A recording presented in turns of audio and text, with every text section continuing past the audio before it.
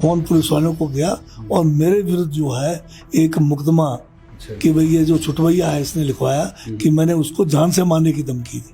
जनमंच में आप चुने हुए प्रतिनिधियों को बोलने ना दे, उनको प्रताड़ित करते हैं, तो ये किस किस्म का मंच था? केवल लंच मंच और लोगों को जंड करने वाला मंच था। तो लोगों को अट्रैक्ट करने के लिए उन्होंने लंच का इंतजाम भी रख दिया और साथ में बड़े बड़े शामियाने लगा दिए। और कल जो आप देख रहे थे जो प्रश्न आया था उसमें करीब करीब इन्होंने जो है लंच पे ही कोई 2.5 करोड़ से ज़्यादा, फिर टेंटों पे जो है उससे भी ज़्यादा खर्च किया। और निकला क्या? और मजबूर करते थे जो प्रार्थी है उनको उस मंच में आकर ये सब सर्टिफिकेट बांटने का सिस्टम बनाया था ताकि लोग उनके इस जनमंच के बहाने वहाँ इकट्ठे हो जाए, ताकि उनका जो प्रोपेगेंडा है वो जो मंत्री वहाँ जाते थे जिसका अध्यक्षता ये जनमंच का करते थे, ये जो है वहाँ लोगों का जो है ब्रेन वॉश करने के लिए कोशिश करते थे। तो उसमें एक महिला प्रधान ने मंत्री से उस समय कोई प्रश्न पूछा और मंत्री ने बड़े बेरुखी से उसका जवाब दिया। फिर उसके तुरंत बाद जो है कोई अधिकारी वहाँ पर लोगों को गुमराह कर रहे थे किसी मुद्दे के बारे में। दिल्ली में अब उप मुख्यमंत्री जो है सिसोदिया वो जेल में है। इस तरह तो यहाँ भी इंक्वायरी की जानी चाहिए कि भाई ये आबकारी जो पॉलिसी थी बीजेपी सरकार में पूरा मुख्यमंत्री के समय में क्यों जो है इसमें जो है ऑक्शन का, ट्रांसपेरेंसी का ये क्यों नहीं किया गया? प्रति किलो के हिसाब से जो सेब बेचने की बात रही थी, इसमें आड़तियों का कहना है कि भाई हम इसे हैंडल नहीं कर पाएंगे, इससे बहुत ज़्यादा हेजलनेस हो जाएगी, बहुत ज़्यादा जगह चाहिए होगी, बहुत टाइम उसमें वेस्ट हो जाएगा, तो हमारे लिए ये पॉसिबल नहीं है कि हम प्रति किलो हिसाब से खरीदें। तो इसमें सरकार किस ओर कदम बढ़ा रही?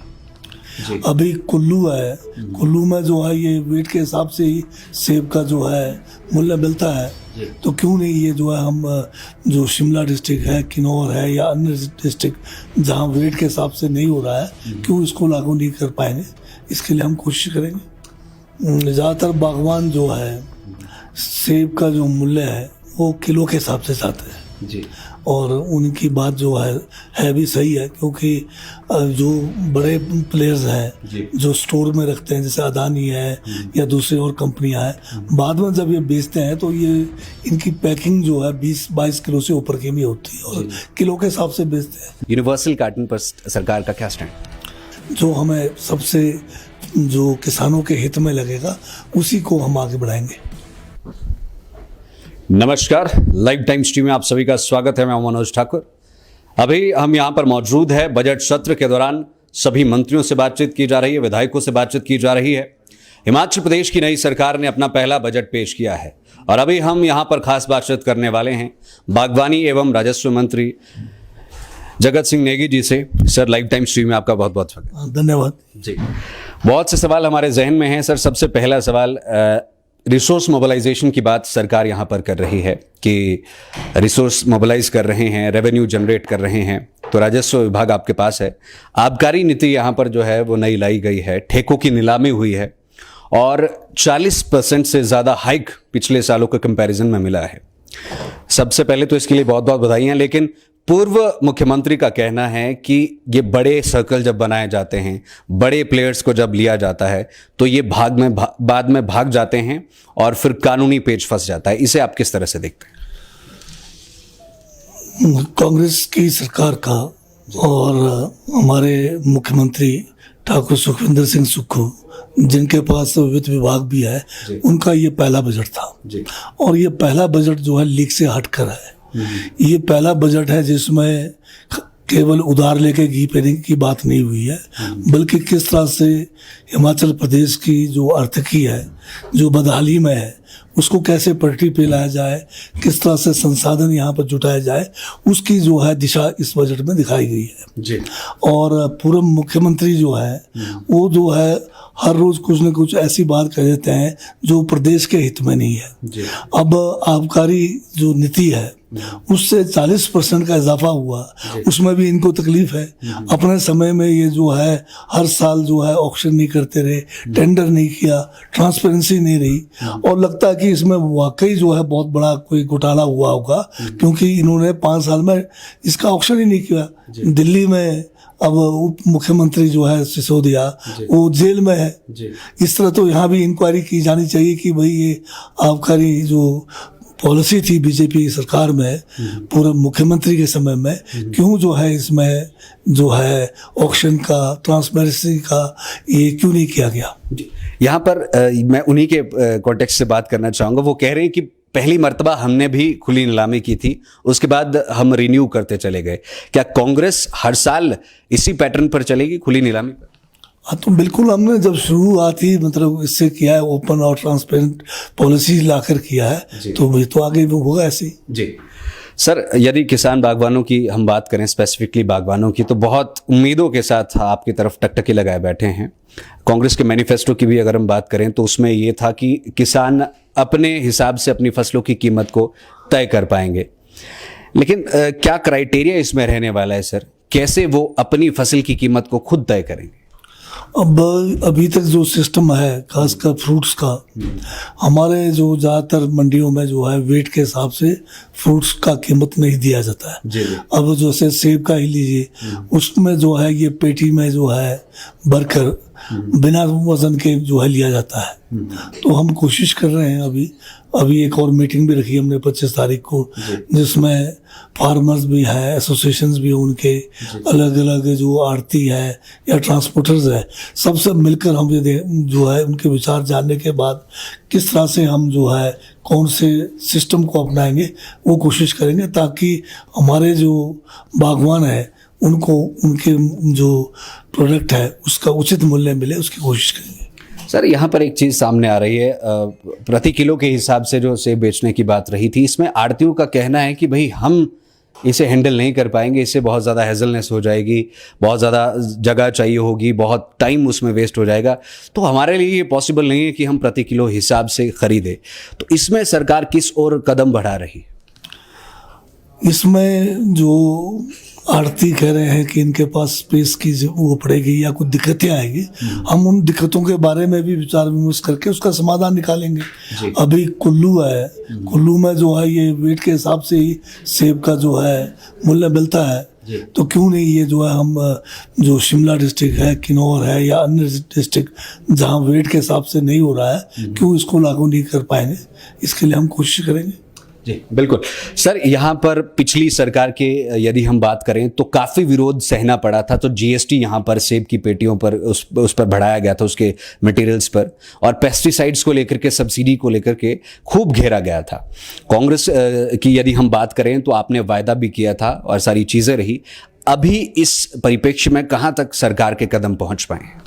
जहाँ तक पेस्टिसाइड और इंसेक्टिसाइड्स की बात है, ये हमने इस बार जो है सब्सिडी बहाल किया है, और उच्च क्वालिटी का जो ब्रांड हमारे बागवान पसंद करते हैं, जो उन्होंने ट्रायल करके उसको उचित पाया है, वही ब्रांड हम जो है इनको देने जा रहे हैं। साथ में जीएसटी के बारे में, जीएसटी काउंसिल के मीटिंग में हमारे सरकार की ओर से वहाँ पर जो है इस बार हमारे इंडस्ट्री मिनिस्टर गए और उन्होंने ये मामला उठाया कि सेब के जो पैकिंग मटेरियल है इस पे जीएसटी बहुत ज़्यादा बढ़ाया है, तो इसको कम करने की वहाँ पर जो है बात रखी है, परंतु अभी तक हमारे लिए जो है केंद्र सरकार से कोई जो है सकारात्मक जो है इस पे कोई बात हुई नहीं है।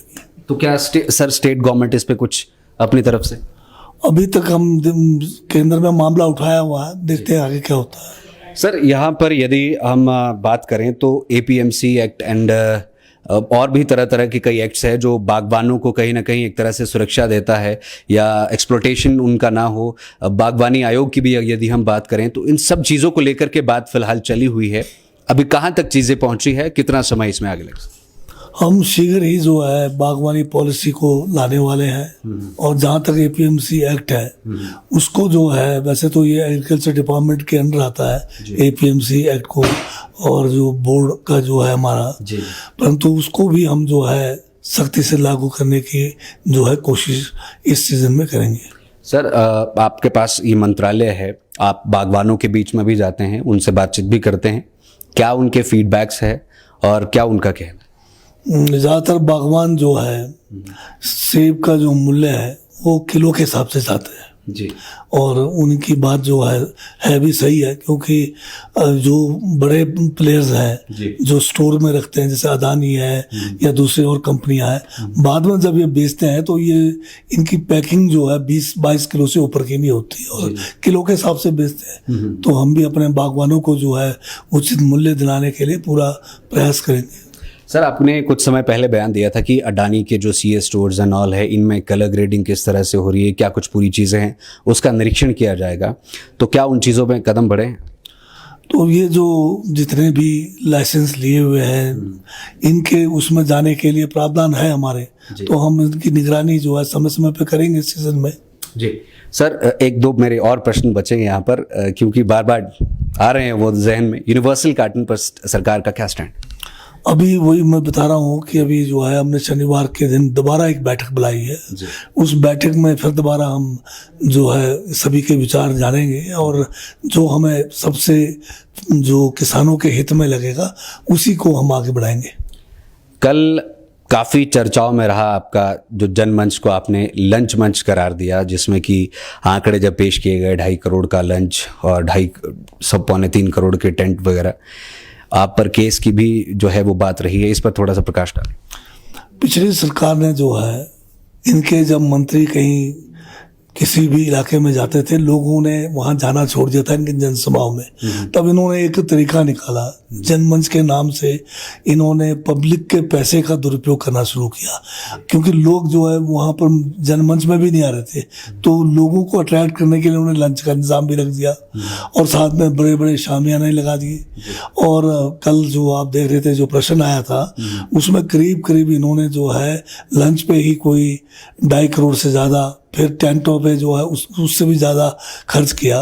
और निकला क्या, इन जनमंचों में होता क्या था, जैसे किसी जगह पर जनमंच का जहाँ आयोजन होता था उससे पहले 1 महीना पहले जो है सारे डिपार्टमेंट्स, चाहे बिजली का कनेक्शन है, चाहे पानी का कनेक्शन है, चाहे कोई किसी का सर्टिफिकेट तहसील से लेना है या कोई म्यूटेशन कराना है, जैसे इंतकाल कहते हैं जिनको, ये सारे काम जो छोटे छोटे काम जो रोज़मर्रा के काम थे ऑफिसों में, उसको जो है रोक देते थे और मजबूर करते थे जो प्रार्थी है उनको उस मंच में आकर ये सब सर्टिफिकेट बांटने का सिस्टम बनाया था, ताकि लोग उनके इस जनमंच के बहाने वहाँ इकट्ठे हो जाए, ताकि उनका जो प्रोपेगेंडा है, वो जो मंत्री वहाँ जाते थे जिसका अध्यक्षता ये जनमंच का करते थे, ये जो है वहाँ लोगों का जो है ब्रेन वॉश करने के लिए कोशिश करते थे।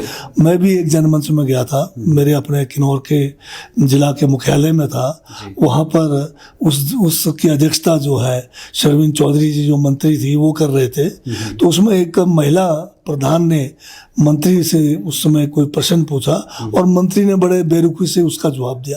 फिर उसके तुरंत बाद जो है कोई अधिकारी वहाँ पर लोगों को गुमराह कर रहे थे किसी मुद्दे के बारे में, तो मैंने उसमें इंटरव्यू किया। तो मैंने उनसे, मंत्री जो थे उनसे भी निवेदन किया कि महिला के साथ आप जो थोड़ा तमीज़ और उससे पेश आना चाहिए। और जो अधिकारी जो वहाँ पर गुमराह कर रहे थे मुद्दे पर, मैंने उनको भी ये कहा कि ये जो है आप पब्लिक को गुमराह करना बंद कर दो, असली बात जो है वो मैंने वहाँ रखी। तो वहाँ पर जो बीजेपी का एक जो वहाँ का छुटभैया है वो जो है उसका जनमंच में कोई काम नहीं था, वो उनके साथ बैठा हुआ था मंत्री के साथ, और वो मेरे से जो है उलझ गया। तो जब वो मेरे से उलझ गया तो मैंने उसको ये कहा कि ब्लडी शट अप, इतना मैंने कहा। तो उसके बाद हम लोग जनमंच से निकल गए, काफ़ी लोग मेरे साथ वहाँ से जनमंच का बहिष्कार करके निकल गए। उस दिन इतनी सी कुल बात हुई और उसके बाद 3 दिन के बाद शिमला से पूर्व मुख्यमंत्री के ऑफिस से कोई फोन पुलिस वालों को गया और मेरे विरुद्ध जो है एक मुकदमा कि भाई ये जो छुटवैया है इसने लिखवाया कि मैंने उसको जान से मारने की धमकी दी। अब मेरे साथ में मंत्री बैठी थी, एसपी, डीसी, एसडीएम सारे तो थे, पर 161 का जब बयान हुआ उसमें ये कोई भी नहीं है। कोई और बीजेपी के कार्यकर्ता जो उस समय मौजूद भी नहीं होने, उनका जो है 161 का बयान लेके मेरे खिलाफ और मेरे साथ कोई 10-11 लोगों के खिलाफ केस जो है वो चालान पुटअप हो गया है सीजीएम कोर्ट में, पेंडिंग ट्रायल पड़ा हुआ है। तो इस किस्म का झूठा केस बनाकर जनमंच में आप चुने हुए प्रतिनिधियों को बोलने ना दे, उनको प्रताड़ित करते हैं, तो ये किस किस्म का मंच था? केवल लंच मंच और लोगों को जंड करने वाला मंच था। अच्छा सर, यहाँ पर एक पब्लिक ग्रीवेंसेस कमेटी बनाई गई है और किन्नौर की जिम्मेदारी आपको सौंपी गई है, तो क्या ये जो शिकायत निवारण समिति है वो रिप्लेसमेंट है यहाँ पर जनमंच की, या किस तरह से? नहीं, ये कांग्रेस की जब सरकारें रही पूर्व में, हमेशा जो है डिस्ट्रिक्ट लेवल पर, ब्लॉक लेवल पर लोगों के ग्रीवेंसेस को सुनने के लिए कमेटी का गठन किया जाता है, जिसमें जो भी डिस्ट्रिक्ट के जो वहाँ के जो प्रतिनिधि होते हैं, पंचायती राज संस्थाओं से हैं या दूसरे लोग जो है सोशल उसमें है, उनमें से नॉमिनेट करके कमेटी का गठन किया जाता है, जहाँ लोगों की ग्रीवेंसेस को वो लाते हैं और उसका निपटान किया जाता है, जिसमें सारे अधिकारी जिला का बैठते हैं। तो ये व्यवस्था पहले से भी कांग्रेस के समय हुआ, और कांग्रेस के समय में जनता के द्वार जाने का भी कार्यक्रम चला था। ये कोई बीजेपी का नया सोच नहीं था, पर इन्होंने जो है इसमें पैसे की बर्बादी करके लोगों का जो काम रोक कर, तो कांग्रेस के समय में इस किस्म का काम नहीं होता था। जाते थे लोग जनता के द्वार के नाम से, उनकी समस्याओं को सुनते थे। यहाँ तो जो है सर्टिफिकेट बांटने का काम इन्होंने शुरू कर दिया। आपको जो लाइसेंसेस जो है रोक के, आपको जो है कोई कनेक्शन जो है वो रोक के उधर, ताकि लोगों को अपनी ओर आकर्षित करके उनको जो है एकदम से गुमराह करके उनको जो है ब्रेन स्टॉर्मिंग करने का जो अपना प्रोपेगेंडा सुनाने के लिए इकट्ठे करते रहे। जी सर, एक अंतिम प्रश्न आपसे पूछना चाहूँगा। पिछले कल ही, अगर मैं गलत नहीं हूं तो कांग्रेस के ही विधायक कुलदीप सिंह राठौर ने बागवानी परियोजना को लेकर के श्वेत पत्र एंड ऑल ये सारी बात कही है, और आपने जवाब भी उसमें दिया, लेकिन उन्होंने कहा कि मैं संतुष्ट नहीं हूं जवाब से। इस पर आप क्या कहना चाहेंगे? खुद कांग्रेस के विधायक की कांग्रेस पार्टी पर ही या कांग्रेस की सरकार पर ही अब क्वेश्चन चिन्ह लगाना शुरू कर बैठे? नहीं, ये बात नहीं है। ये जो प्रोजेक्ट है एसडीपी का, हाई डेंसिटी प्लांटेशन का, वर्ल्ड एडिट जो है फंडेड जो है ये प्रोजेक्ट है। ये 2016 में इसकी शुरुआत हुई थी, और ये जो है 16 से लेके 19 तक इसमें जो है कार्य जिस गति से होना चाहिए था वो नहीं हुआ जी। और उस कारण जो है इसमें बीच में 2019 में वर्ल्ड बैंक ने रिव्यू किया, और एक समय ऐसा भी लग रहा था कि ये प्रोजेक्ट जो है वर्ल्ड बैंक वाले इसको रद्द करने वाले थे, परंतु किसी तरह से वो प्रोजेक्ट आगे चला, और उसमें जो भी काम हुआ वो पिछली सरकार के समय हुआ। मैंने उसमें कहा है कि इसमें जिस रफ्तार से काम होना चाहिए, और जो इसका एक उद्देश्य था कि 85 लाख जो है सेब के या अन्य फसल जो फल के जो है पौधे हाई डेंसिटी के इस प्रोजेक्ट में लगना था, वो लक्ष्य प्राप्त नहीं हो पाया। उसके कई कारण हैं, उसमें तो हमारी सरकार नहीं थी, तो ये तो पिछली सरकार के समय हुआ, तो हमें कोई छिपाने की क्या जरूरत है? तो हमने उनको कहा है अगर कोई भी सूचना आप बताएंगे हम उसकी इंक्वायरी करेंगे, और जहां आपको लगता है कि यहाँ पर गलत हुआ है या वहाँ पर कोई गड़बड़ी हुई है तो हम उसके लिए जो हमेशा तैयार है, कोई उसमें वो नहीं है। बागवानी मंत्री के सानिध्य में बागवानों का भविष्य कैसा रहेगा? हमारी कांग्रेस पार्टी की सरकार और हमारी ये सोच है कि हिमाचल को हमने जो है एक फल राज्य के रूप में भी विकसित करना है। उसके लिए शिवा प्रोजेक्ट है। अब जब शिवा का नाम लेते हैं, कोई उनसे लिंक नहीं है, ये सब ट्रॉपिकल जो है इसका अंग्रेजी का एब्रिविएशन है। तो इसमें जो है हमें अभी जो है एशियन डेवलपमेंट बैंक से करीब 1000 करोड़ का प्रोजेक्ट मिलने वाला है, जिसका एमओयू सीधा जल्द में साइन होने वाला है। पायलट प्रोजेक्ट में 75 करोड़ खर्च किया, बहुत बढ़िया रिजल्ट पायलट प्रोजेक्ट में आया। इसमें हम जो है निचले क्षेत्र में जो हमारे सिट्रस है, अमरूद है, हमारे अनार है और दूसरे लीची वगैरह अन्य फल है, उसको जो है प्रोपोगेट कर रहे हैं, वो भी हाई डेंसिटी में लगा रहे हैं। इस प्रोजेक्ट में ये फायदा है कि हम क्लस्टर के रूप में जो है बेनिफिशियरीज को जोड़ रहे हैं, और टोटल जो है इसका जैसे बाड़ीकरण, बाड़ लगाना, अगर जहाँ पर पशुओं से बचाना है उसमें सोलर फेंसिंग इसमें है, इसके अंदर पानी हमने पहुँचा के देना है, ड्रिप इरिगेशन हमने लगा के देना है, यहाँ तक कि हमने जो है पौधे लगाने के लिए जो खड्डे करते हैं वो भी हमने लगा के देना है, और जो प्लांट मटेरियल है वो भी टोटल हमने लगा के देना है, और बना के बगीचा जो है बेनिफिशियरी को हैंड ओवर करना है। तो ये जो है हम 6000 हेक्टेयर में ये काम होने जा रहा है, और जब ये हो जाएगा तो काफ़ी मतलब हिमाचल में सेब के अलावा अन्य फल जो है वो भी हम यहाँ पर जो है भारी तादाद में इसका उत्पादन करेंगे और आगे फिर इसका जो है प्रोसेसिंग है चाहे मार्केटिंग है उसकी ओर भी हम आगे जाएंगे।